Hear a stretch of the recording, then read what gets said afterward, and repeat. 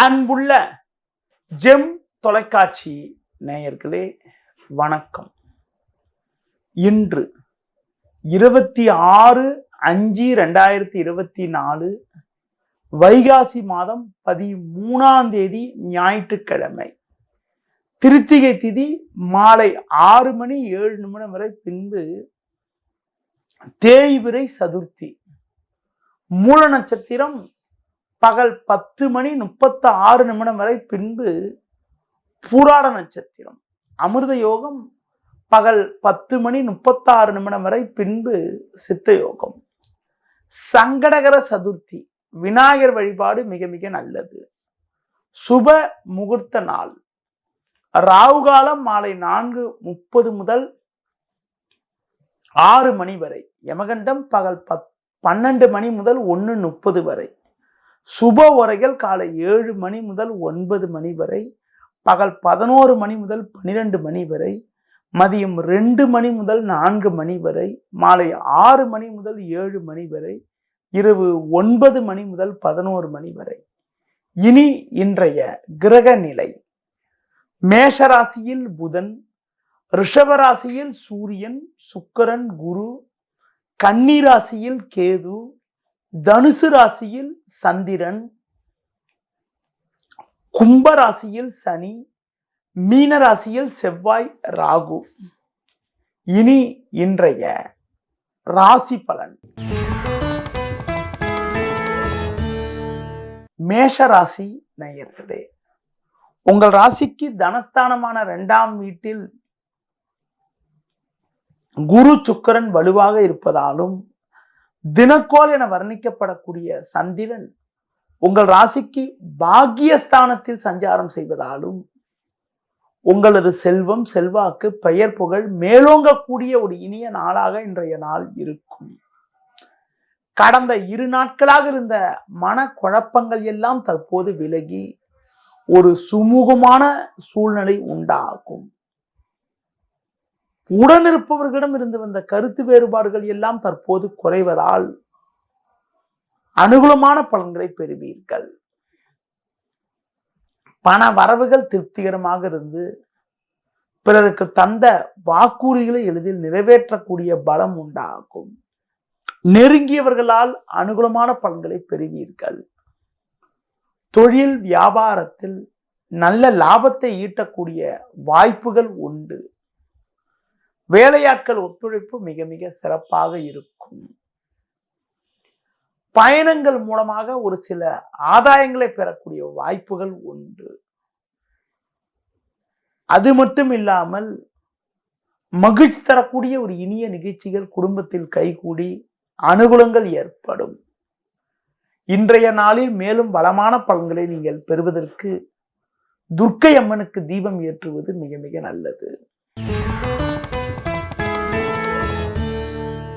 ரிஷபராசி நேயர்களே,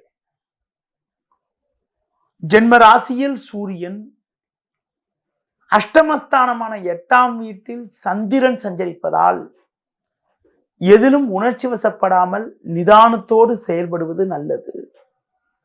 நீங்கள் நினைப்பது ஒன்று, நடப்பது ஒன்றாக இருக்கும். நெருங்கியவர்களால் நிம்மதி குறைவு ஏற்படலாம். தேவையில்லாத அலைச்சல்கள் ஏற்படும். இருப்பதை அனுபவிக்க இடையூறுகள் ஏற்படக்கூடிய ஒரு நாளாக இன்றைய நாள் இருக்கும். தொழில் வியாபாரத்தில் நீங்கள் சிறப்பாக செயல்பட்டாலும் ஒரு சிலர் செய்யக்கூடிய செயல்கள் காரணமாக உங்களுக்கு கிடைக்க வேண்டியது கூட கிடைப்பதில் சில தடை தாமதங்கள் ஏற்படலாம். ஒவ்வொரு விஷயத்திலும் சிந்தித்து பேசுவது மிக மிக நல்லது. குடும்ப விஷயங்களை வெளிநபர்களிடம் பகிர்ந்து கொள்ளாமல் இருப்பது மிக மிக உத்தமம். முடிந்தவரை ஆரோக்கியத்தில் அக்கறை எடுத்துக் கொள்வது மிகவும் நல்லது. ஒரு சிலருக்கு தேவையில்லாத பயணங்கள் ஏற்படக்கூடிய ஒரு அமைப்பானது இன்றைய நாளில் இருக்கிறது. லட்சுமி நரசிம்மரை வழிபாடு செய்வதன் மூலமாக ஒரு வளமான பலன்களை நீங்கள் பெறுவீர்கள். மிதுன ராசி நேயர்களே, உங்கள் ராசிக்கு சமசப்தமஸ்தானமான 7ஆம் வீட்டில் சந்திரனானவர் சஞ்சரிப்பதும் பாக்கியஸ்தானத்தில் சனி சஞ்சரிப்பதாலும் நல்ல வாய்ப்புகள் உங்களுக்கு கிடைக்கும். ராசிக்கு அதிபதி புதன் லாபஸ்தானமான 11ஆம் வீட்டில் சஞ்சரிப்பதால் உங்கள் எண்ணங்கள் பூர்த்தியாகக்கூடிய ஒரு அதிர்ஷ்டங்கள் இருக்கிறது. புதிய பொருட்களை வாங்கக்கூடிய யோகமானது இன்றைய நாளில் இருக்கிறது. பிறருக்கு தந்த வாக்குறுதிகளை எளிதில் நிறைவேற்றுவீர்கள். பண வரவுகள் சாதகமாக இருந்து உங்கள் தேவைகள் பூர்த்தியாகக்கூடிய ஒரு அதிர்ஷ்டமானது இன்றைய நாளில் இருக்கிறது.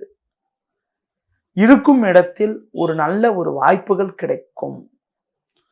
10ஆம் வீட்டில் செவ்வாய் சஞ்சரிப்பதால் தொழில் வியாபாரத்தில் எதிர்பார்த்ததை விட அதிகப்படியான அனுகூலங்களையும் லாபத்தையும் ஈட்டக்கூடிய ஒரு வாய்ப்புகள் உண்டு. தொழில் முன்னேற்றத்திற்காக புதிய முதலீடுகள் மேற்கொள்ளக்கூடிய ஒரு வாய்ப்புகள் கூட ஏற்படலாம். வயது மூத்தவர்களிடம் பேசுகின்ற போது சற்று பொறுமையை கடைபிடிப்பது மிக மிக நல்லது. ஒரு சிலருக்கு வெளியூர் தொடர்புகள் மூலமாக ஒரு சில ஆதாயங்கள் கிடைக்கும். இன்றைய நாளில் ஒரு வளமான பலன்களை நீங்கள் பெறுவதற்கு தட்சிணாமூர்த்திக்கு நெய் தீபம் ஏற்றுவது மிக மிக சிறப்பு. கடக ராசி நேயர்களே, உங்கள் ராசிக்கு ருணரோகஸ்தானமான 6ஆம் வீட்டில் சந்திரன் வலுவாக அமைய பெற்று லாபஸ்தானத்தில் சூரியன், சுக்கிரன், குரு போன்ற கிரகங்கள் சஞ்சரிப்பதால் நீங்கள் நினைத்ததெல்லாம் நடக்கும். இருக்கக்கூடிய இடத்தில் உங்களுடைய மதிப்பும் மரியாதையும் அதிகரிக்கும். உடனிருப்பவர்கள் ஆதரவு மிக மிக திருப்திகரமாக இருக்கும். கொடுத்த வாக்குறுதிகளை எளிதில் காப்பாற்றுவீர்கள். நல்ல நட்புகள் உங்களுக்கு கிடைக்கும். நண்பர்கள் மூலமாக ஒரு சில வளமான பலன்களை அடையக்கூடிய ஒரு வாய்ப்புகள் உங்களுக்கு உண்டு. தொழில் ரீதியாக பார்க்கின்ற பொழுது ஒரு மிகப்பெரிய ஒரு முன்னேற்றத்தையும் மிகப்பெரிய ஒரு வளர்ச்சியும் சந்திக்கக்கூடிய ஒரு வாய்ப்புகள் உங்களுக்கு உண்டு. வேலையாட்கள் ஆதரவு மிக மிக சிறப்பாக இருக்கும். புதிய பொருட்களை வாங்கக்கூடிய ஒரு வாய்ப்புகள் உண்டு. ஒரு சிலருக்கு வெளியூர் தொடர்புகள் மூலமாக ஒரு சில ஆதாயங்கள் கிடைக்கக்கூடிய ஒரு வாய்ப்புகள் இருக்கிறது. பூமியில் செய்யக்கூடிய முதலீடுகள் மூலமாக ஒரு சில அனுகூலமான பலன்களை அடையக்கூடிய ஒரு அதிர்ஷ்டமானது உங்களுக்கு உண்டு. இன்றைய நாளில் முருக வழிபாடு மேற்கொள்வது மிக மிக நல்லது. சிம்ம ராசி நேயர்களே, உங்கள் ராசிக்கு தொழில் ஸ்தானம் என வர்ணிக்கப்படக்கூடிய 10ஆம் வீட்டில் சூரியன், சுக்கிரன் சஞ்சரிப்பதால் உங்களுடைய எண்ணங்கள் நிறைவேறக்கூடிய ஒரு வாய்ப்புகள் உண்டு. உங்கள் ராசிக்கு 5இல் சந்திரனானவர் சஞ்சரிப்பதால் நெருங்கியவர்கள் ஆதரவு மிக மிக சிறப்பாக இருக்கும். கடந்த சில நாட்களாக இருந்து வந்த அலைச்சல், டென்ஷன் எல்லாம் குறைந்து ஒரு வளமான பலன்களை பெறுவீர்கள். பிறருக்கு தந்த வாக்குறுதிகளை எளிதில் நிறைவேற்றக்கூடிய ஒரு பலமும் வலிமையும் உங்களுக்கு உண்டு. நல்ல நட்புகள் உங்களுக்கு கிடைக்கும். நண்பர்கள் மூலமாக ஒரு சில வளமான பலன்களை பெறக்கூடிய ஒரு வாய்ப்புகள் உங்களுக்கு உண்டு. தொழில் ரீதியாக பார்க்கின்ற பொழுது புதிய யுக்திகளை பயன்படுத்தி நல்ல முன்னேற்றத்தை அடையக்கூடிய ஒரு வாய்ப்புகள் உங்களுக்கு இருக்கிறது. கூட்டாளிகளை சற்று அனுசரித்து சென்றால் ஒரு வளமான பலன்களை பெறலாம். வண்டி வாகனங்களில் செல்கின்ற பொழுது பொறுமையை கடைபிடிப்பது மிக மிக நல்லது. ஒரு வெளியூர் நபர்கள் மூலமாக கூட ஒரு சில மகிழ்ச்சி தரக்கூடிய செய்தியானது இன்றைய நாளில் கிடைக்கக்கூடிய ஒரு வாய்ப்புகள் உங்களுக்கு உண்டு. மேலும் வளமான பலன்களை நீங்கள் பெறுவதற்கு விநாயகர் வழிபாடு மேற்கொள்வது மிக மிக நல்லது. கன்னி ராசி நேயர்களே, குரு பார்வை ஜென்ம ராசிக்கு இருப்பதால் எதையும் எதிர்கொள்ளக்கூடிய ஒரு பலம் உண்டாகும். சூரியன், சுக்கிரன் போன்ற கிரகங்கள் பஞ்சமஸ்தானமான, அதாவது பாக்கியஸ்தானமான 9ஆம் வீட்டில் சஞ்சரிப்பதால் ஒரு நல்ல வாய்ப்புகள் உங்களுக்கு கிடைக்கும். ஒரு பெரிய மனிதனுடைய தொடர்பானது உங்களுக்கு கிடைக்கக்கூடிய ஒரு வாய்ப்புகள் இருக்கிறது. சந்திரனானவர் உங்களுக்கு 4ஆம் வீட்டில் சஞ்சரிப்பதால் வரவுக்கு மீறிய செலவுகள் ஏற்படக்கூடிய நேரம் என்பதால் எதிலும் சற்று சிக்கனத்தோடு இருப்பது நல்லது. குடும்பத்தில் தடைப்பட்ட ஒரு சுபகாரியங்கள் கைகூடக்கூடிய ஒரு வாய்ப்புகள் உங்களுக்கு இருக்கிறது. ஒரு பெரிய இடத்து நட்பு உங்களுக்கு கிடைக்கும். பேச்சு திறமையால் பல்வேறு வளமான பலன்களை பெறுவீர்கள். வண்டி வாகனங்கள் மூலமாக கூட ஒரு சுப செலவுகள் ஏற்படக்கூடிய ஒரு நாளாக இன்றைய நாள் இருக்கும். மேலும் வளமான பலன்களை நீங்கள் பெறுவதற்கு முருகன் ஸ்தலங்களுக்கு சென்று வருவது மிக மிக நல்லது. துலா ராசி நேயர்களே, முயற்சி ஸ்தானமான 3ஆம் வீட்டில் சந்திரனானவர் வலுவாக அமையப்பெற்று 8ல் உங்களுக்கு பார்த்தீங்கன்றால் குரு சுக்கிரன் இருந்தாலும் எதிலும் தைரியத்தோடு செயல்படுவீர்கள். உங்கள் ராசிக்கு ருணரோகஸ்தானமான 6ஆம் வீட்டில் செவ்வாய் ராகு சஞ்சரிப்பதால் உங்களது பலம் வலிமையும் அதிகரிக்கும். நல்ல நட்புகள் உங்களை நாடி வரும். எதிலும் துணிவோடு செயல்படுவீர்கள். உங்களுக்கு குடும்பத்தில் மகிழ்ச்சி தரக்கூடிய ஒரு இனிய நிகழ்வுகள் நடக்கும். குறிப்பாக நெருங்கியவர்களை அனுசரித்து சென்றால் ஒரு வளமான பலன்களை அடையக்கூடிய ஒரு வாய்ப்புகள் உண்டு. தொழில் வியாபாரத்தில் ஒரு சில புதிய யுக்திகளை பயன்படுத்தி ஒரு சில அனுகூலங்களை அடையக்கூடிய ஒரு அதிர்ஷ்டமானது உங்களுக்கு உண்டு. புதிய பொருட்களை வாங்கக்கூடிய யோகமானது இருக்கிறது. மேலும் வளமான பலன்களை நீங்கள் பெறுவதற்கு முருக வழிபாடு மேற்கொள்வது மிக மிக நல்லது. விருச்சிக ராசி நேயர்களே, குரு பகவான் உங்கள் ராசிக்கு 7ஆம் வீட்டில் சுக்கிரன் சேர்க்கப்பட்டு சஞ்சரிப்பதால் நல்ல வாய்ப்புகள் உங்களுக்கு கிடைக்கும். வெளியூர் தொடர்புகள் மூலமாக ஒரு அனுகூலமான பலன்களை அடையக்கூடிய ஒரு சூழ்நிலைகள் உண்டு. பிறருக்கு தந்த வாக்குறுதிகளை எளிதில் நிறைவேற்றுவீர்கள். பேச்சு திறமையால் பல்வேறு வளமான பலன்களை அடையக்கூடிய ஒரு வாய்ப்புகள் உங்களுக்கு உண்டு. புதிய பொருட்களை வாங்கக்கூடிய யோகமானது இருக்கிறது. உடல் ரீதியாக இருக்கக்கூடிய பிரச்சனைகள் எல்லாம் ஓரளவுக்கு விலகி ஒரு வளமான பலன்களை அடையக்கூடிய ஒரு வாய்ப்புகள் உங்களுக்கு ஏற்படும். மேலும் வளமான பலன்களை நீங்கள் அடைவதற்கு குறிப்பாக விநாயகர் வழிபாடு மேற்கொள்வது மிக மிக நல்லது. தனுசு ராசி நேயர்களே, உங்களுடைய ஆசைகள் நிறைவேறக்கூடிய ஒரு இனிய நாளாக இன்றைய நாள் இருக்கும். குறிப்பாக புதிய பொருட்களை வாங்கக்கூடிய யோகங்கள் உண்டு. நீண்ட நாட்களாக ஒரு சுபகாரியங்கள் கைகூடவில்லை என்ற கவலையோடு இருந்திருப்பீர்கள். தற்போது ஏற்படக்கூடிய ஒரு சில கிரக மாறுதல் காரணமாக ஒரு சில நல்ல முன்னேற்றங்கள் ஏற்படக்கூடிய ஒரு வாய்ப்புகள் உங்களுக்கு உண்டு. விரைவில் ஒரு சமுதாயத்தில் ஒரு உயர்வான நிலையினை எட்டக்கூடிய ஒரு வாய்ப்புகள் உங்களுக்கு ஏற்படும். குறிப்பாக பேச்சு திறமையால் பல்வேறு வளமான பலன்களை பெறுவீர்கள். புதிய பொருட்களை வாங்கக்கூடிய யோகங்கள் உண்டு. கொடுக்கல் வாங்கல் விஷயத்தில் மட்டும் சற்று சிக்கனத்தோடு இருப்பது நல்லது. ஆடம்பர செலவுகளை சற்று குறைத்துக் கொள்வது மிகவும் சிறப்பு. குறிப்பாக ஒரு பெரிய மனிதர்களுடைய ஆதரவு கிடைப்பதால் ஒரு வளமான பலன்களை பெறுவீர்கள். பிறருக்கு தந்த வாக்குறுதிகளை எளிதில் நிறைவேற்றக்கூடிய ஒரு பலம் உண்டாகும். இன்றைய நாளில் ஆன்மீக தெய்வீக ஈடுபாடுகள் ஒரு வளமான பலன்களை உங்களுக்கு தரும். மேலும் வளமான பலன்களை நீங்கள் அடைவதற்கு விநாயகர் வழிபாடு மேற்கொள்வது, முடிந்தவரை பிறர் விஷயத்தில் தலையிடாமல் இருப்பது மிகவும் சிறப்பு. மகர ராசி நேயர்களே,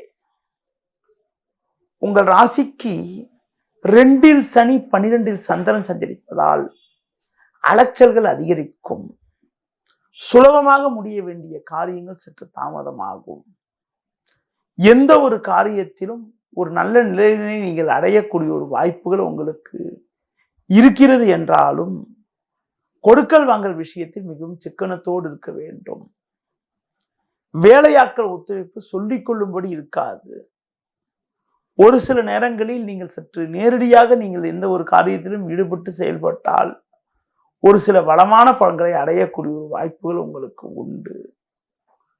அடுத்து குறிப்பாக பேச்சில் சற்று பொறுமையோடு இருக்க வேண்டும். நீங்கள் விளையாட்டுத்தனமாக பேசுவீர்கள், அதனை மற்றவர்கள் தவறாக எடுத்துக்கொள்ளக்கூடிய ஒரு வாய்ப்புகள் உண்டு.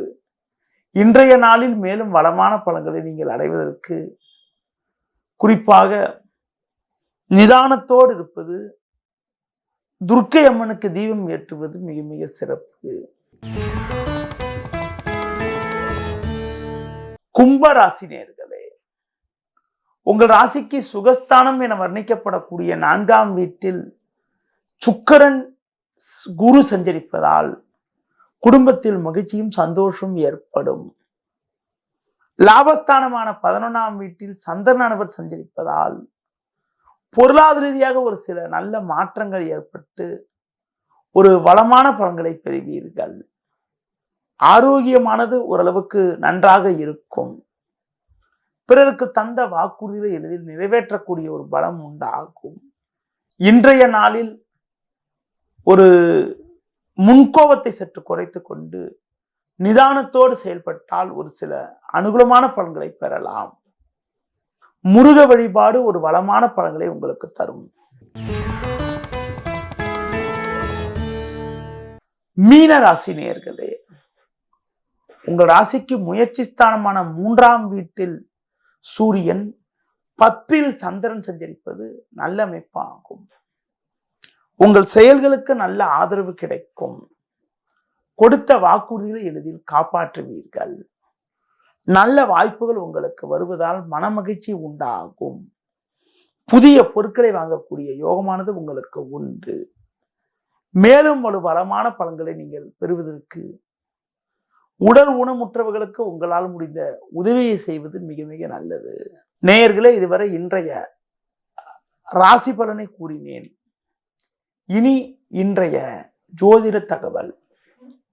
ஜோதிட தகவல்ல ஒருத்தருக்கு லக்ன பாவம் எப்படி இருக்கிறது என்பதனை பற்றி கூற உள்ளேன். லக்னம் என்றால் என்ன என பார்க்கின்ற பொழுது, ஒருத்தர் பிறக்கின்ற பொழுது சூரியனுடைய கதிர் எந்த இடத்துல விழுதோ அதுதான் லக்னம். அதாவது பிறக்கின்ற போது சூரியன் எங்க இருக்கிறதோ, சூரியனுடைய கதிர் எங்க இருக்கிறதோ அதுதான் லக்னம் ஆகும். ஒவ்வொரு நாளும் உங்களுக்கு பார்த்தீங்கன்றால் அவங்க பிறந்த மாதத்துல எந்த மாதமோ அந்த கட்டத்துல ஃபர்ஸ்ட் சூரியன் இருக்கும். சூரிய உதயத்தின் போது காலைல 6 மணிக்கு. அதுக்கு பிறகு 24 மணி நேரத்திற்கு 12 லக்னம், மொத்தமா இருக்கிறது 12 லக்னம். ஒரு லக்னத்துக்கு 2 மணி நேரம். அந்த 2 மணி நேரம் என்பது கொஞ்சம் முன்ன பின்ன இருக்கும். ஒரு சில லக்னங்கள் 1:50, 1:48 வரும். ஒரு சில லக்னங்கள் 2:5, 2:8, 2:10 அந்த மாதிரிலாம் வரும். அதாவது நடைமுறையில ஜாதகம் கணிக்கின்ற பொழுது ஒரு சூரியனுடைய இருப்பை மையப்படுத்தி எவ்வளவு நேரம் இந்த லக்னம் இருக்குது முடிவு பண்ணிட்டு அதுக்கு பிறகு ஒவ்வொரு லக்னத்துடைய நேரத்தை கணக்கு பண்ணி லக்னத்தை முடிவு பண்ணியும். அதாவது சூரியன் ஒவ்வொரு மாதம் ஒரு ராசியில சஞ்சரிப்பார். சித்திர மாசம் மேஷ ராசியில, வைகாசி மாசம் ரிஷப ராசியில, ஆணி மாசத்துல மிதுன ராசியில, ஆடி மாசத்துல கடக ராசியில, உங்களுக்கு குறிப்பா ஆவணி மாசம் சிம்ம ராசியில, புரட்டாசி மாசம் உங்களுக்கு கன்னி ராசியில, ஐப்பசி மாசம் துலா ராசியில, கார்த்திகை மாசம் விருச்சிக ராசியில, தனுசு ராசி அதாவது பாத்தீங்கன்னா மார்கழி மாசம் தனுசு ராசியில, தை மாசம் மகர ராசியில, மாசி மாசம் கும்ப ராசியில, மீன மாசம் அதாவது பங்குனி மாசம் மீன ராசியில சஞ்சரிக்கும் சூரியன். அதாவது ஒருத்தருடைய பிறந்த நாள்ல காலைல வரக்கூடிய சூரிய உதயம் என்பது சூரியன் இன்னும் எவ்வளவு நேரம் அந்த கட்டத்துல இருக்கிறாருன்னு ஒரு கணக்கு உண்டு. ஒவ்வொரு பஞ்சாங்கத்திலையும் கொடுத்திருப்பாங்க. அதைய மையப்படுத்தி அவ்வளவு நேரம் லக்னம் போடுவாங்க. அதாவது ஒரு மாசத்துல முதல் நாள்ல ஒருத்தர் பிறந்திருந்தா சூரிய உதயத்திலிருந்து அந்த லக்னம் முடியறதுக்கு வந்து கிட்டத்தட்ட 2 மணி நேரம் இருக்கும். ஒரு மாசத்துக்கு ஒரு லக்னம், அதாவது ஒரு கட்டத்துக்கு ஒரு லக்னம் என கணக்கு பார்க்கின்ற போது ஒரு மாசத்துல அடுத்த மாசம் வந்து அடுத்த கட்டத்துக்கு போயிடும்ல. அதனால வந்து ஒவ்வொரு டிகிரி வந்து ஒரு நாளைக்கு ஒரு டிகிரி, ஒரு ராசியில வந்து 30 டிகிரி மொத்தமா இருக்கு. ஒவ்வொரு டிகிரி ஒரு ஒரு நாள் குறையும். அப்படி கணக்கு பண்ணி ஒரு பிறந்த நேரம், இப்ப பாத்தீங்கன்னா ஒருத்தர் சாயந்தரம் 5 மணிக்கு பிறந்தாருன்னா அதுக்கு ஏத்த மாதிரி காலையில 6 மணில இருந்து கணக்கு பண்ணிட்டு வருவோம். அப்படி கணக்கு பண்ணி உங்களுக்கு வந்து எந்த மாசத்துல பிறக்கிறாங்களோ அந்த மாசத்துக்குரிய கட்டத்துல சூரியன் இருக்கும். அந்த கட்டத்துல முதல் லக்னம் மட்டும் அங்க இருக்கும். இப்போ காலைல ஒரு 6:30 மணி 7 மணிக்கெல்லாம் பிறந்தாங்கன்னா அதே லக்னத்துல இருக்கும். அடுத்து 2 மணி நேரம் 2 மணி நேரம் அடுத்தடுத்த லக்னத்துக்கு வந்து சூரியனுடைய கதிர் போயிடும் 24 மணி நேரத்துக்கும். அதில் மையப்படுத்தி தான் ஒருத்தர் மத்தியானம் பிறந்தா ஒரு 12 மணி 1 மணி வாக்கில் பிறந்தால் சூரியனுக்கு கூடிய கட்டத்தில் வந்து 4வது கட்டத்தில் லக்னம் இருக்கும். ஒருத்தர் பிறந்த சாயந்தரம் 6 மணி 6:30 மணி 7 மணி வாக்கில் இருந்தால் சூரியனுக்குரிய கட்டத்திற்கு 7வது கட்டத்தில் லக்னம் இருக்கும். அது மாதிரி வந்து ஒவ்வொரு 2 மணி நேரத்துக்கு வந்து லக்னம் மாறும். சரி, லக்னத்தை எப்படி கணக்கு பண்றோன்றதை பத்தி ஒரு சில தகவல்கள் சொன்னேன். லக்னம் எப்படி இருக்கணும் என்றும் என பார்க்கின்ற பொழுது லக்னம் என்பது மிக மிக ஒரு முக்கியமான ஒண்ணா ஆகும். ஒருத்தர் பிறந்த நேரத்தை மையப்படுத்தி கணக்கு பண்றதுதான் லக்னம். அந்த லக்னம் உங்களுக்கு வந்து நல்ல பலமா இருந்தா அந்த ஜாதகம் நல்ல சிறப்பா இருப்பார். ஒரு லக்னத்துல எந்த விதமான பாவகிரகமும் இல்லாம இருந்து லக்னாதிபதி நல்ல பலமாக இருந்தால் ஒரு வளமான பலன்கள் ஏற்படும். லக்னத்தில் சுபகிரகங்கள் சொல்லக்கூடிய குரு, சுக்கிரன், வளர்பிறை சந்திரன், வளர்பிறை புதன் போன்ற கிரகங்கள் லக்ன பாவத்தில் இருக்கிறது ரொம்ப ரொம்ப சிறப்பு. எந்த ஒரு ஜாதகத்தில் லக்ன பாவத்துல ஒருத்தருக்கு சுப கிரகங்கள் இருக்கிறதோ அந்த ஜாதகருடைய குணநலங்கள் நல்ல சிறப்பா இருக்கிறதுக்கான வாய்ப்புகள் உண்டு. ஒரு லக்னத்துல வந்து நான் சொன்ன மாதிரி குரு, சுக்கிரன், வளர்பிறை சந்திரன், புதன் போன்ற கிரகங்கள் இருப்பது ரொம்ப ரொம்ப அற்புதமான அமைப்பு.